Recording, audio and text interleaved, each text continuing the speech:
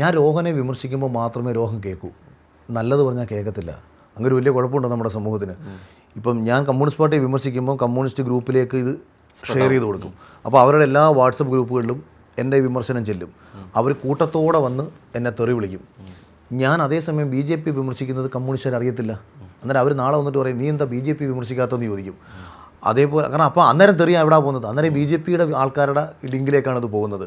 ഇതേപോലെ ഞാൻ ബിഗ് ബോസുമായി ബന്ധപ്പെട്ട ഒരു പരാമർശനം നടത്തിയപ്പം യഥാർത്ഥത്തിൽ ഇത് നമ്മൾ പല പ്രാവശ്യം പറഞ്ഞിട്ടുള്ളതാണ്. എന്നാൽ പോലും പറയുന്നത് ആ നിമിഷത്തെ റിവ്യൂവേഴ്സുമായിട്ടുള്ള ചർച്ച, ബിഗ് ബോസിലേക്ക് കയറാൻ വേണ്ടിയിട്ട് നിൽക്കുന്ന ആൾക്കാർ കാണിക്കുന്ന കോമാളിത്തരങ്ങൾ, പരിഹാസങ്ങൾ. അപ്പോൾ ഈ സമയത്ത് എന്നോട് ചോദിക്കുന്നൊരു ചോദ്യം, ആ ചോദ്യം ബിഗ് ബോസിലേക്ക് അഖിലേട്ടൻ പോകുമോ? അപ്പം ഞാൻ ചിന്തിക്കുന്നത് ബിഗ് ബോസിൽ പോയാൽ ഈ പറഞ്ഞ പോപ്പുലാരിറ്റി കിട്ടും, ഇത് കിട്ടും. അതിന് വേണ്ടിയിട്ട് ഈ പോപ്പുലാരിറ്റി എന്ന് പറയുന്നൊരു സാധനത്തിന് വേണ്ടിയിട്ട് ഈ ബിഗ് ബോസിലേക്ക് തന്നെ എന്തിനാണ് പോകുന്നത് എന്ന അർത്ഥത്തിൽ സർക്കാസ്റ്റ് രൂപേണ നമ്മൾ പറയുന്നതാണ്.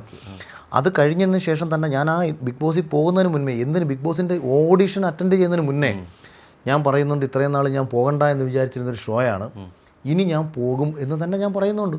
ഇനി അത് കഴിഞ്ഞ് ഞാൻ നമ്മൾ അതിനെക്കുറിച്ച് ചർച്ച ചെയ്തിട്ട് കാര്യമില്ലെന്ന് വെച്ചാൽ ബിഗ് ബോസ് ജനം കണ്ടു. പിന്നെ അവർക്ക് വേണമെങ്കിൽ ആദ്യത്തെ ആഴ്ച തന്നെ പുറത്താക്കാമായിരുന്നു. അവർ പുറത്താക്കിയില്ലെന്ന് മാത്രമല്ല ബിഗ് ബോസിലെ ഞാൻ എൻ്റെ ഫേസ്ബുക്കിൽ ഇപ്പോഴും ഇത് കിടപ്പുണ്ടല്ലോ. ഞാൻ അന്ന് പറഞ്ഞത് ഫേസ്ബുക്കിലും യൂട്യൂബിലൊക്കെ കിടപ്പുണ്ട്. ഈ ഓഡിഷൻ അറ്റൻഡ് ചെയ്യുന്നതിന് മുന്നേ എന്നിട്ടാണ് ഞാൻ ഓഡിഷന് അറ്റൻഡ് ചെയ്യാൻ ശ്രമിച്ചത്. അതായത് ഇതിൽ ഇനി എങ്ങനെ കയറാം എന്നതിനെക്കുറിച്ച് ഞാൻ ചിന്തിച്ചത് പോലും അതിന് ശേഷമായിരുന്നു.